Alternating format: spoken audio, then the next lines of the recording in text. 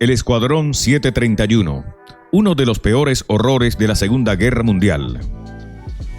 Probablemente la barbarie nazi sea el episodio trágico de la historia más conocido por el gran público. Tanto la historiografía académica como la divulgación y la cultura de masas han prestado una gran atención a estos desgraciados acontecimientos de la Segunda Guerra Mundial, hasta el punto de convertirse en una especie de ícono popular del terror. Sin embargo, los campos de concentración nazis han ocultado hechos de la misma guerra que demuestran una obviedad.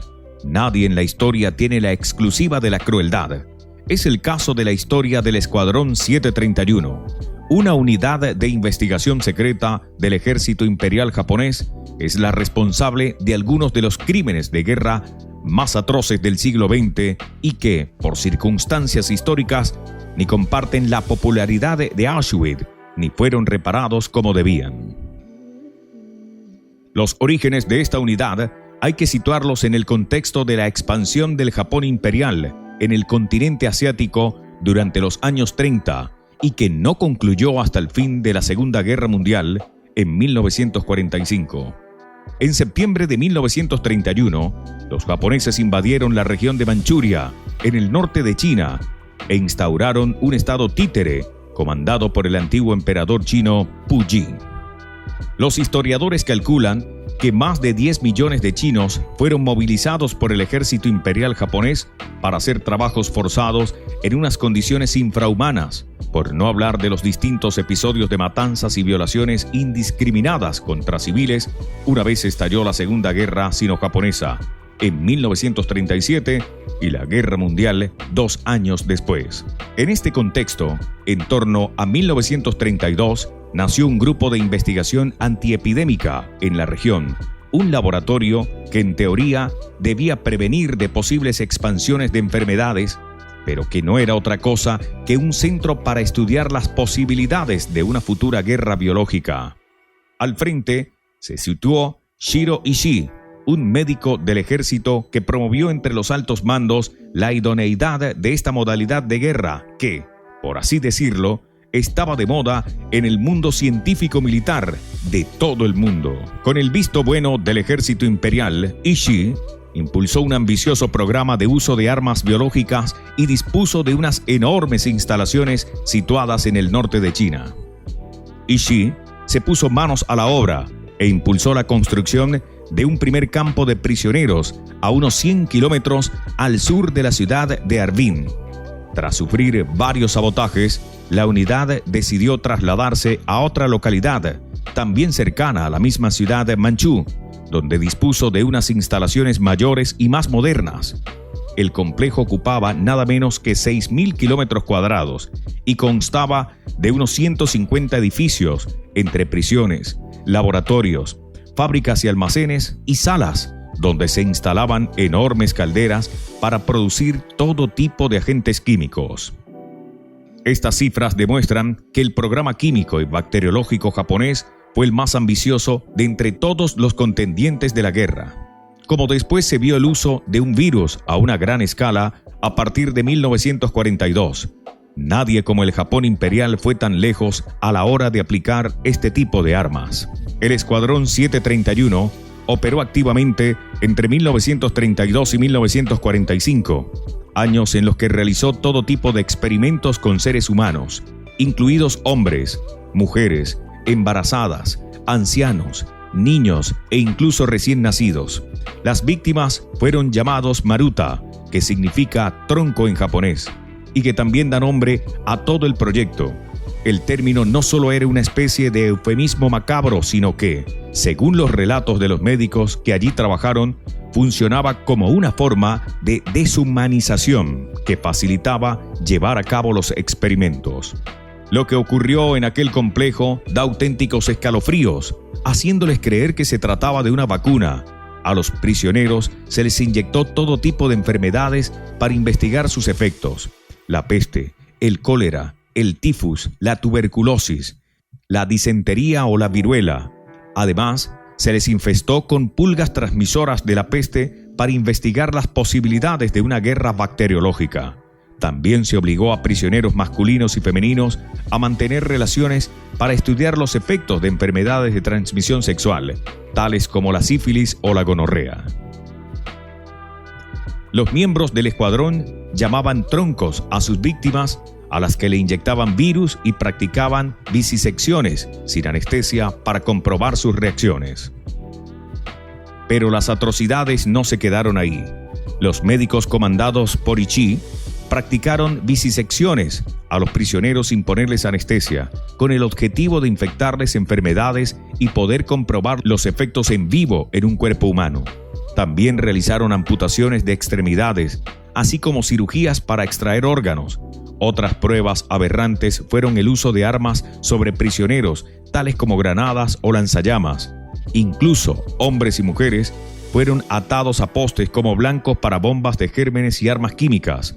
Se calcula que entre 3.000 y 12.000 personas, la mayoría chinos, pero también rusos, coreanos o del sudeste asiático, fueron víctimas de estos crueles experimentos. A medida que la guerra avanzaba y el presupuesto crecía, el escuadrón contó con la ayuda de otras unidades satélite diseminadas por los distintos territorios que controlaban Japón. Grandes ciudades como Changchun, Nankín, Cantón o la misma Pekín contaron con sus propios escuadrones.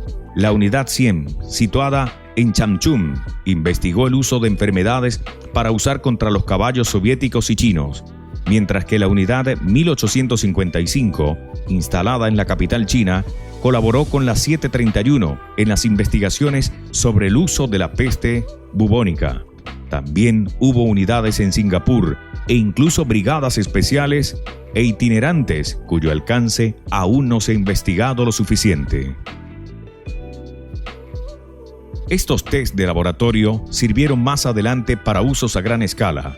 Ishii consideró que las armas biológicas ya estaban preparadas para ser aplicadas en una guerra real y así lo hizo sobre varias ciudades chinas. A partir de 1942, aviones nipones esparcieron los virus y bacterias preparados en los distintos escuadrones y las cifras de víctimas que los historiadores barajan son escalofriantes, entre 200.000 y 500.000.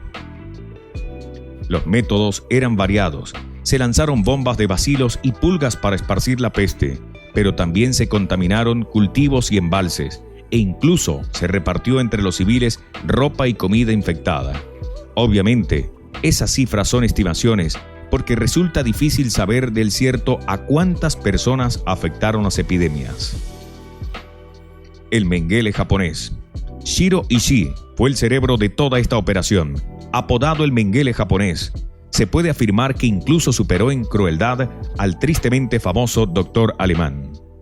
Nacido en 1892, se licenció en medicina en la Universidad Imperial de Tokio y poco después se enroló en el ejército. Su carrera fue fulgurante. Su afición al cultivo de bacterias y sus ideas sobre las armas biológicas impresionaron a sus superiores, hasta el punto que en torno a 1927 realizó una gira por Europa y Estados Unidos para investigar el desarrollo de la guerra biológica desde la Primera Guerra Mundial, unos estudios muy valiosos para su futuro programa de terror. Cuando acabó la guerra, trató de fingir su propia muerte.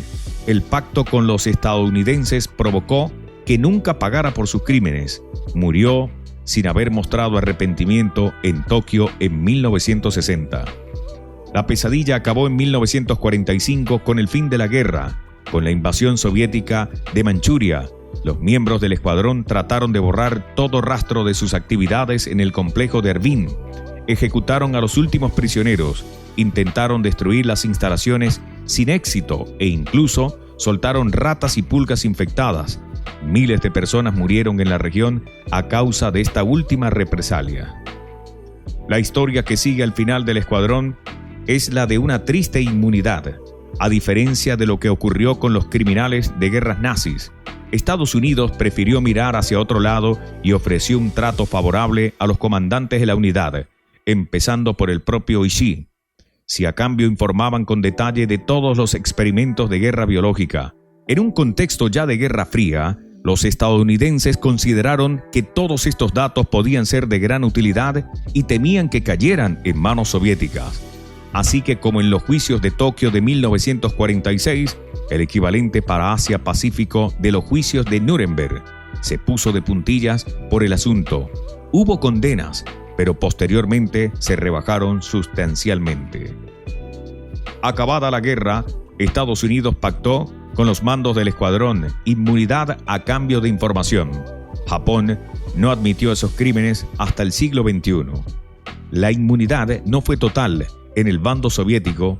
Sí que se juzgaron muchos de estos crímenes en el proceso de Jabárovsk, por el cual una docena de altos mandos del ejército japonés fueron condenados a penas entre 2 y 25 años en campos de trabajo. Sin embargo, la opinión pública mundial tuvo más bien un conocimiento vago de estos hechos y durante décadas parecía que la receta del olvido había funcionado. En torno a los años 80 del siglo pasado, salieron a la luz en la prensa los estremecedores relatos del Escuadrón 731.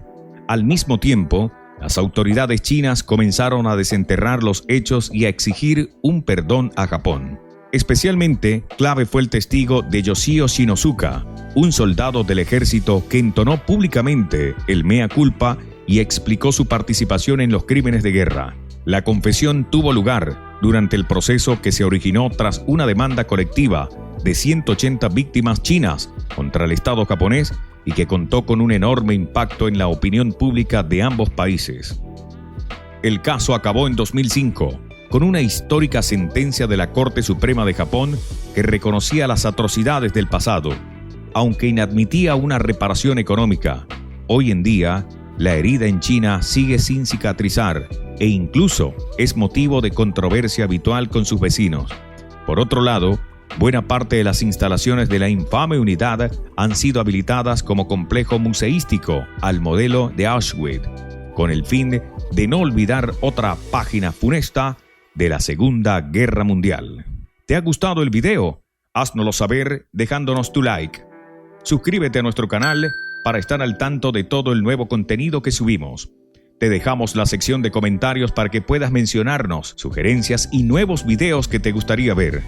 Gracias por ver nuestro video. ¡Hasta la próxima!